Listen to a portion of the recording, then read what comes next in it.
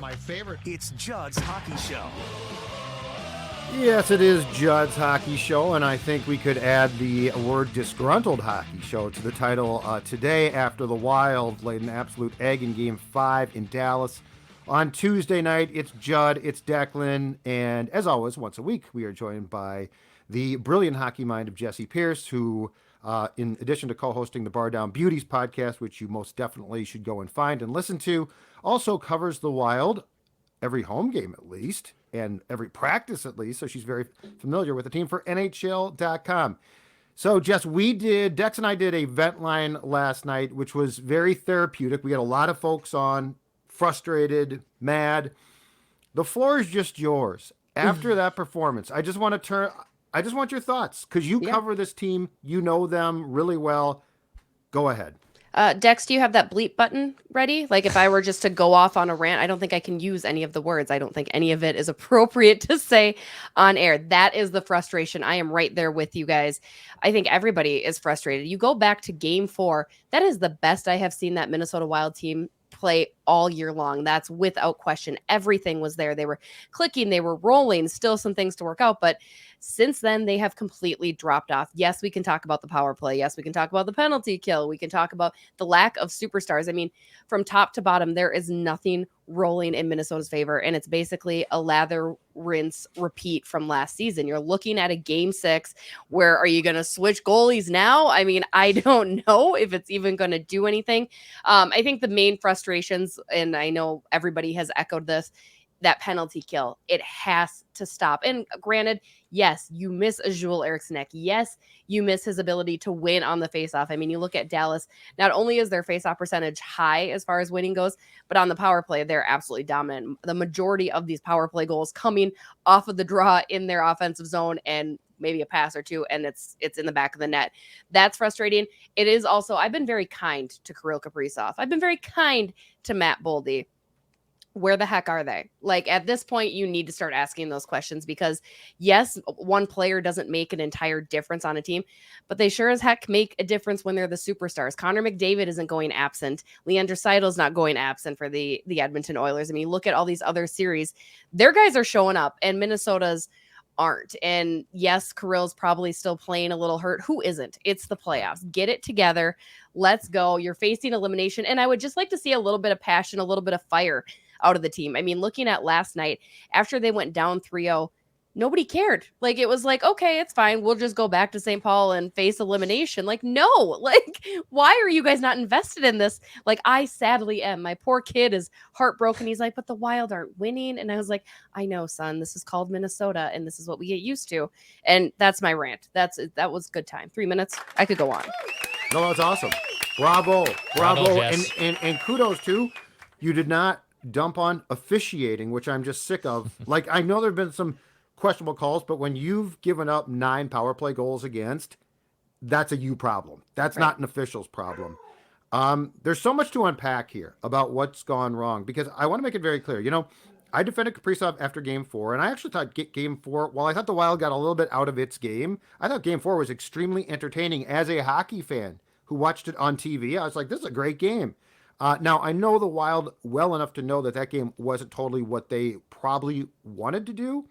But Jessi, you know, back to your point about last year, you know, Game 2 in this series, to me, was your one inexcusable game, right? Like, that was a complete egg was laid. It was awful. Yeah, Fleury wasn't great, but it went far beyond him. And so, okay, stinker. But then Game 3, Dallas, stinker. Okay, not great, but it happens. But how did last night happen? You know, once Foligno got that call, it's sort of like they're all like, okay, this is done. Like, TBS was begging the Wild, showing graphics, teams coming back from 3 goals down, right? And they were begging them, like, there's a potential here. And they finally just started to rip the team and Dean because there was no response. Yeah. How do you have no response? Well, and I should correct myself. I think I said game 4 was their best. Game 3 was their best game I've ever seen them play, that big dousing. But you're right, Judd. I mean, throughout the series, you have seen a little bit of everything. You have seen a poor game from Minnesota. You've seen a poor game from Dallas. You've seen that game 1, which was absolutely tremendous from both sides. And honestly, in game 4, Minnesota was the better 5-on-5 team. It was a couple lucky bounces. One goes off Sagan's skate. Yes, they're capitalizing on the power play, but really Minnesota didn't play terribly. And that was more of a score that I thought would echo the identity of the series in general. And then Minnesota shows up last night. Yes, it's only 3-0, 4-0 if you count that empty net, obviously. It's just there was no presence. There was no Minnesota presence. Yes, it sucks to start off with a major to Marcus Foligno and a game misconduct. No, it shouldn't have been a major, but at the same time, there still needs to be other guys playing. Like Marcus Foligno going down, you have plenty of guys that can step up and replace him. And it's just kind of, it's mind-boggling that Dean Evason reverted to what he's always done, what he's always known. There was no line juggling. There was no drastic changes. You are down 3-0 in a pivotal game 5. My God, man. Like, I get to chat with him today at the airport. I have trying to get this all out before I go ask him the very pinpoint questions that I have, because you need to see something different. I'm not talking about the goaltending in game 6. I'm talking about everything else that is lacking, because your goaltending, least of your problems, least of your concerns. It's an easy way to maybe put some makeup on a pig, but it's not going to fix anything. Bravo, Jess. First off, this is just great. This is very therapeutic, but also for us to hear this too, I think. And a lot of Wild fans, same thing on our podcast network. So you're cutting open a vein, rightfully so. 5-on-5, this series actually has favored the Wild, which I think going into this series, we looked at, tail of the tapes, if you will, lineups, and we saw, okay, the Stars have a really good center depth. They have really good scoring. I mean, that's going to be tough here. Can the Wild kind of weather the storm 5-on-5? So far, the Wild have been the better team 5-on-5. The biggest Achilles heel to the Wild has been self-inflicted of penalty kill not doing its job. I mean, when you allow this many power play goals, and when you're also conversely not converting your own special teams, I mean, that's also the biggest story here, big story here too. It's not just the Wild's penalty kill being absolutely terrible. The Wild's power play hasn't also lived up to its hype either. So special teams has been so lopsided, basically on a seesaw, that it's just anchoring down on the Stars, and that's where it's been. That's why the series is now 3-2 Dallas, and we're kind of looking as Minnesota sports fans and people who cover this team as, here we go again. Same old song and dance. The Wild have been down 3-2 in numerous first-round series before, but this one feels like we're just waiting for a shoe to drop. It feels exactly like the Blues last year. Certainly they can make up for it with a big Game 6 win in St. Paul on Friday, but it feels like we've seen this, Taylor Swift, I think I've seen this story before, okay? And I didn't like the ending, and I feel like we're doing the same damn thing again. I don't know why I allow myself hope and belief in anything really, but just mostly when it comes to Minnesota sports. I remember sitting in the elevator of game 4, going up to the press box, and I was like, no, I'm mad at myself because I was believing. I was like, you know what? I got a good feeling. I was like, no, you're not allowed those good feelings. This is a Minnesota team. Something is going to let you down. And I figured, you know what, after game 4, there was more dramatic ways to let us down. Game 5 proved that was a much worse way, a much more frustrating way to let us down. And it is. You look at the penalty kill, and I could go on and on about this. The amount of shots that Dallas is able to get in their net front presence, like Gustafson's making the first save. He's making the second save. Sometimes he's making the third kick out, and you don't have anybody clearing the puck or getting a stick on there. And my God, you guys, I can't handle it. It drives, yeah. I mean, yes on everything you've said. And look, I mean, they got 2 games left. They could win this thing. But last night to me was just, they literally just sort of like yanked the Wild spirit out of their bodies and just stomped on it. And it was maddening to watch, and there was nothing good. And you're right, Boldy's been a no-show. Kaprizov, I thought, actually, I defended him after game 4. He didn't score, but he played really well. And so I said, okay, he showed up. Like, I saw him a lot last night. No show. I got two plays in particular last night that drove me crazy. Third period, both. But before I get to that, Jessi's exactly right. You cannot count on Minnesota sports. But you know what? As Jessi Pierce can attest to, and I certainly can, what you can count on, Livia weight control centers, because they are going to help you change not just the immediate future, but your life going forward, because this is not a fad diet. This is weight control. And that means they're going to help you very easily take the weight off. then most importantly, keep the weight off. The best thing, Jessi, if you join right now, 3 months for free. In fact, you are endorsing them on your podcast. Tell us about your weight loss and journey, because I think that this is very important for people to realize how effective Livia is. Absolutely. I have loved it. The support and encouragement I get each week. I'm a perfectionist. I don't like to half-ass anything. Livia has been there to help me every step of the way, even if I do slip. During the playoffs, it's tough. There are burgers and food, and it's late nights, long days. Thankfully, everything is on the go. I've got my snacks, I've got my bars, I've got my shakes, plus I'm meal prepping now, even better. It's been fantastic. I am down nearly 20 pounds in about 4.5 weeks, so it certainly worked for me. We're getting beach ready, you guys. Get those bikinis out, get those shorts out. Right, Judd? You ready? No, I'm not. No, I'm sorry. I'm 53. There no one seeing. I want an evening Judd or afternoon Judd from the swimsuit, Judd. No, Come on. Jessi's young, swimsuits in play, bikinis in play. Judd, you do not want to see it. I don't care how much weight I've dropped. 855 go LIVEA Livia.com. Take it from me. Take it from Jessi. Livia works, livia.com. And again, 3 months free is the offer right now. Okay, so here's two things that drove me crazy about last night, third period in particular, okay?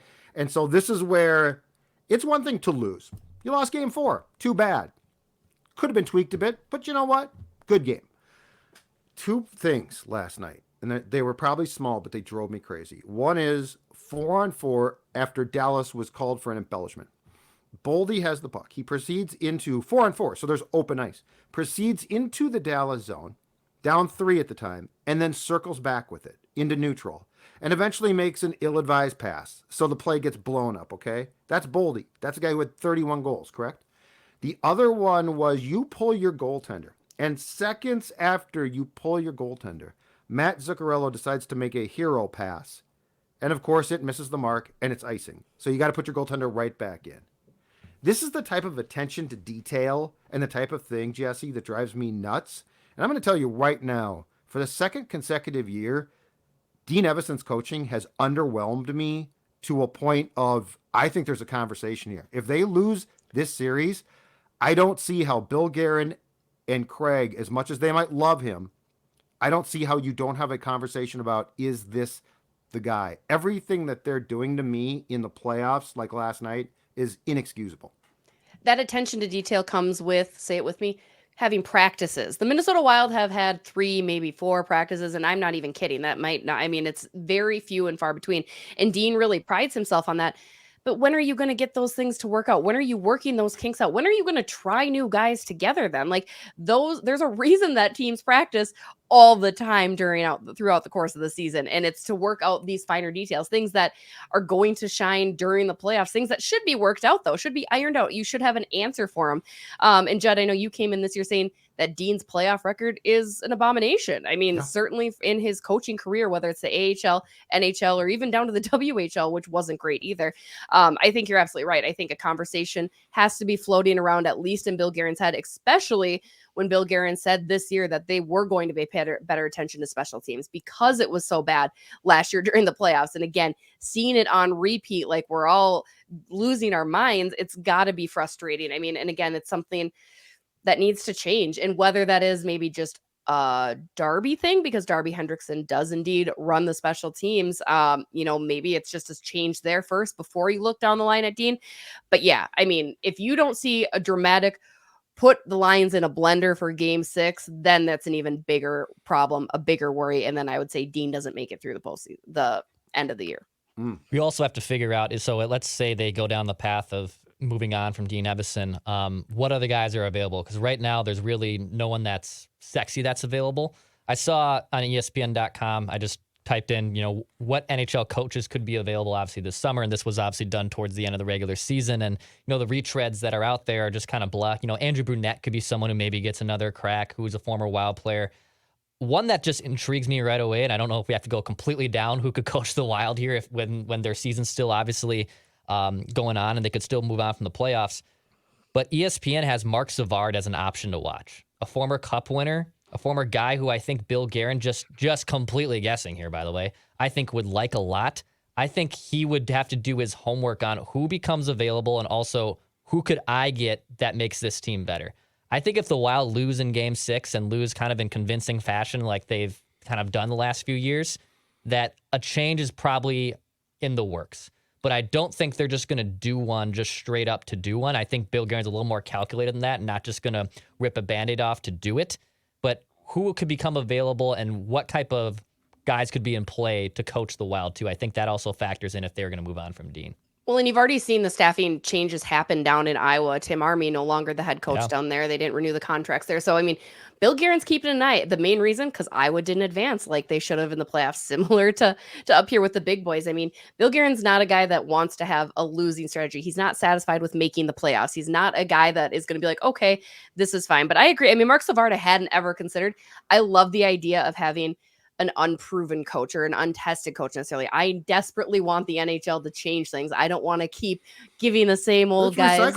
No, I can't do it. Going to be out there. Can't do it. Give me somebody new, because I think this team would respond as this team's getting younger, as this team's getting quicker. They need somebody that has that forward thinking like they do. I mean, as we've talked about with Dean Evason and his coaching style, he likes to go back to the grit and the fighting and the tough and just the physical while ignoring the other aspects and skill sets that some of his players might have. So it'd be curious. Again, I like Dean fine enough, but if it were me, he'd be out. Just does it bother you too that, for instance, post game last night, first of all, I saw him, I watched it and it looked like he was shaken. Like he didn't look like himself. And the second thing is, I feel like he is the primary problem of the officials are our crutch. Like he's up there talking about the official, and yeah, you know what? You didn't agree. That's cool. But Peter DeBoer, from the moment after game 1, when he set the tone by saying this is a penalized team, Peter DeBoer is the latest coach to play Dean like a fiddle. Mm-hmm. And, Craig Berube, same thing. DeBoer won in 7 against, this same team when he was coaching the Golden Knights 2 years ago. So, I just feel like you give your players an excuse when it's always the big bad officials. We can't do this. We can't do that. There just seems to be a lack of, I don't know, poise or calm, which is weird because Dean comes off as poised and calm a lot. But that's, that post-game presser last night really bugged me because, yeah, he talked about the fact they didn't play well, but he should have started with that. Like, this is on us. This is not excusable. This is not who we are. And the other thing that they did that bugged me last night was I didn't see grit as much as I saw frustration. Mm-hmm. Zuccarello was running around like a chicken with his head cut off, slashing guys, and Hartman was doing the same. Like, that stick work does you no favors. And it's one thing to be gritty and hit and work. I love that. But when you're, frustrated and slashing and hacking and making stupid plays, that's a lack of discipline. So like all of these things, I think largely have to be shouldered first by Dean. And I don't see him pulling that back to be like, hey guys, no, we need to change this. Mm-hmm. Well, especially when you know that they're going to call the freaking penalty and Dallas is probably going to score on the subsequent power play. Like, how about you don't? How about you take a minute to thought? And you're right. I think a lot of that, Dean doesn't rein in the guys as much as he could. Sometimes I think he encourages a little bit more of that, or he just won't say anything at all. Whereas he forgets to be the coach, if you will. He forgets to say, hey guys, new strategy. I know, yes, they're calling everything. So you know what? Here's what we're going to do, or lay out the plan XYZ and say, this is exactly what needs to happen. This is how we get the best of this. I think Pete DeBoer got under Dean's skin. I think he got in Dean's head, and Dean has not been able to let that go. So you're right. The scapegoat has been then the officiating. And now I want Minnesota Wild fans to understand the officiating has been bad on both sides. Dallas has gotten a number of calls too that are clear makeup calls. Yes, I agree. Marcus Foligno should not have been assessed those 2 penalties that resulted in power play goals in game 4. Yes, it shouldn't have been a major. It for sure was a 2-minute minor, but still, I mean, it's gone both ways to an extent. It seems like from our perspective, it's worse, but that's just because the PK is that bad and they're getting rewarded for those penalties. But back to your point, Judd, you're right. I mean, Dean needs to be a coach. I don't know how to put it any simpler. He loves to go back into his hat of things to say, hey, this is how the Minnesota Wild play. Hey, this is what we do. This is the Minnesota Wild, blah, blah, blah. Like, no, I need you to be mad because Matt Zuccarello is doing stupid things. I need you to be mad because Matt Boldy isn't connecting with Marcus Johansson. And I need you to be extra mad that Kirill Kaprizov, who is getting paid $8 million a year,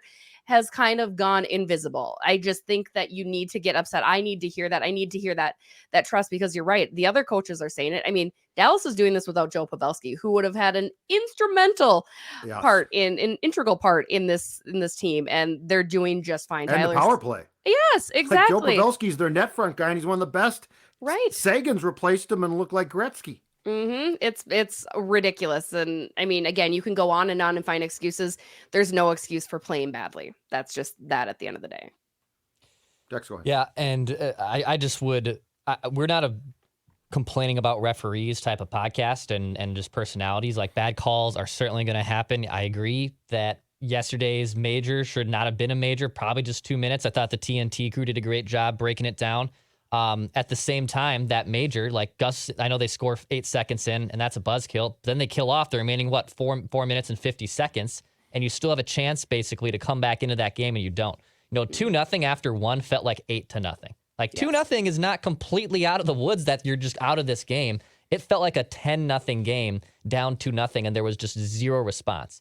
And, of course, Sam Steele has a breakaway early on and can't capitalize. Like, it's just... It feels like the same story over and over again for this Wild team in the playoffs, and maybe they bounce back in Game 6, but it's too familiar, I think, for a lot of Wild fans. 100%. Can Steele come out too? Can Sundqvist, who was picked up, who's won a cup, please play? Like, what is the Sam Steele thing? And I will say this, above and beyond Dean, I'll give you one thing that really hurts right now. And this guy is young, but he's not that young now. The slow development, Marco Rossi. He's 21. He's 21. There's 21-year-olds playing in this league, right, Jess? And, for all we say, well, Eriksson X out. I mean, they don't have centers. What's anyone supposed to do? I mean, Marco Rossi, it's very reasonable to say he should be playing by now. Now, I understand that they don't think he can, and I'm not even suggesting that he isn't developing slowly and might be fine. But, when we're talking about a salary cap strap team, when we're talking about one of the most important positions in the sport, center, and you draft Marco in the top 10 when they did, you expect that by the 2023 playoffs, that dude's playing. Like, that really hurts them, that they don't have the confidence or ability to have him, let's say, on the second or third line. Forget the first line, second or third line. Yeah, I mean, the marriage that Dean has to his line is stronger than even my own marriage. No, I'm just kidding. That was dramatic and hilarious. My husband's going to hate that. But no, I mean, he just, for whatever reason, does. Yeah, right? It's true of mine. At least we so go our strong. Separate ways. I'll sit in my office. She'll be on the couch. In Dean's world, it's like, honey, we just have to be together all the time. All the time. I love you, Freddie Gaudreau, Sam Steele. I can't move you. This is what we're doing. Matt Zuccarello. Oh, you and Kaprizov. Like, just things. Again, you're at this juncture where what's it going to hurt? I mean, Oscar Sundqvist beat the Minnesota Wild, was a huge reason the St. Louis Blues won a Stanley Cup, and he's got the physical presence, that net front presence that we're missing from Joel Eriksson Ek. I'm going to get that from Oscar Sundqvist, not necessarily from Sam Steele. And now I do want to say I've liked the way Sam Steele reasserted himself into the lineup. I don't think that was necessarily bad at that point. You just had one too many bodies. But yeah, I mean, even the fourth line, which I've liked for a while for the coming into the playoffs, toss it up. I don't care. Put Ryan Reeves on the bench. You want me to go back and say put Marcus Foligno on the bench? Maybe put Marcus. I will not, because I've liked his game really thus far. I do like his hitting, but he's doing more than Ryan Reeves then. So put Ryan Reeves on the bench. Like, there's no reason you can't change things. Like, either you want to win or you don't. And you're not going to win by putting out the same exact thing night after night when Pete DeBoer is throwing different things at you and just playing coaching a better all-around team for an better round game. And Kaprizov and Mats, like, it's not working, and they won't recognize that. Like, how do you not recognize? How have you not? And we've talked. I think we talked about this last time we did this show. How have you not broken them up? Yeah. Like last night, how do you not say, you know what? Gustav Nyquist is playing well. I know Zuccarello. This keeps getting pointed out. I know he's got some points, okay, but he's been a disaster at times. How do you not take him off that line? I just don't get it. And the other thing that really bugs me about him, because it's a tell sign, in Game 3, he scored 2 goals, okay? The first goal he scored is the definition of the goals the Wild should be scoring all the time. Got in front, really greasy goal, rebound, great play. Well, they were talking on TV after Game 2, the debacle, when Dean did the film session with his players, he evidently lit into Matt's. So we got the bounce back. Oh, I'm back. And then last night we've got, well, I guess I was back then, but I'm not now. That's a telltale sign. That really bugs me. I hate when guys get drilled and then have a game where it's like, yeah, I've got this. That goal he scored in game 3 needs to be the goal they're scoring constantly. Right. And it's exactly what they're not doing. If I keep saying this, if Jake Ottinger can see it, he's going to stop it. But if you also go blocker side on him, he doesn't. Like I've already picked this up. I can't shoot the puck to save my life. I could probably score on Jake Ottinger because I know where to pick him off on. Like that's the thing. The D pairings are good for Dallas. They're not unstoppable. You can penetrate that just fine. That's the other thing too. You go back to where's the rebounds? Like Jake Ottinger's rebound control hasn't been that fantastic either. Like who is there to punch it through? Who is there to be your quote unquote gritty player that we're all resounding to? Nobody wants to do it. I mean, Kirill Kaprizov, I will give him that, will be that guy if he needs to. But he's getting manhandled down there. I'm out of answers. Like I don't know what else to say to them except get your heads out of your butt and get your freaking heads out of your butt. Like it's just so frustrating to watch because I do think they have what it takes to get past Dallas. I don't think Dallas was not going to be their crux, but I don't see how they turn things around from what we witnessed in game 5 and compete better in game 6, knowing that they don't seem to care. They don't seem to possess this willingness to do what needs to get done to advance. Which shocks me with this team too. I think that's what bugs me. Parise Suter teams, you know what? They disgusted me, but I wasn't shocked. I was just disgusted. Like what I saw last night just absolutely floored me. Yeah. Because, game 2, very disappointing. I ripped them. They deserved it. But then they came back and won big. I think even if they win, what's troublesome is the formula, right? Like game 3, you're great. Game 4, you play hard. Like last night, go out and win. That was a winnable game. Right. It never should have felt like that. That never should have happened. You had every chance, but it's just ultimately, again, and I don't know why, this seems to be a wild thing to what you're saying. It just always feels like at the end of the day, they're not willing to put in what it takes. Because you watch beyond this team, you watch the games, the playoff games, which are spectacular. Guys are getting hurt left and right and paying a price that is, again, it's hell. It's fun to watch, but it looks like hell. And the Wild never looks like they're willing to go through even first round hell. Forget the second or the third. I mean, the ones. And that's what disappoints me so much is like, where is that? Where is, Foligno seems, to his credit, I think, not always smart, but you know what? He is willing to pay the price. But when Gustav Nyquist in the first period last night is being boxed out and doesn't try to do anything about it, and it's a rebound. Dude, you've got to do something about it. You've got to go in there and create havoc. This isn't January, man. This isn't January. They play like a Minnesota person. You know what I mean? Like if you could embody a Minnesotan, the Minnesota Wild are it. Very passive aggressive, very like, let me sneak right past you. Like it just. And Suter's like, no, screw you. Yeah, it's gonna really pain the Wild fans when like Parise and Suter advance on and they're sitting at home, right? Like just it's gonna pain me.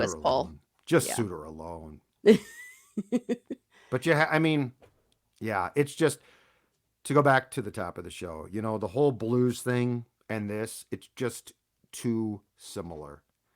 And Ottinger, go back a few years, guys named Jake and goal are impenetrable. Wow. It's like, why are we talking again about, well, they couldn't get to the net? Well, we did that already. And getting to the net is not a skill. It's hard freaking work.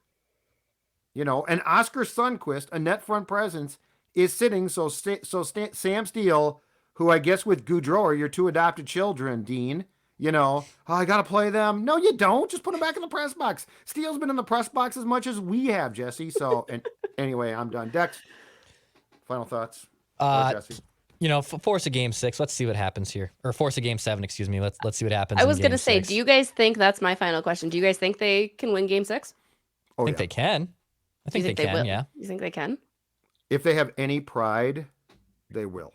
Because this Dallas team is, they've got some nice talent, but the formula for playing them if Dean actually, instead of talking to you guys in the airport, if he actually puts pen to paper, there's a formula. I don't feel personally in covering this team.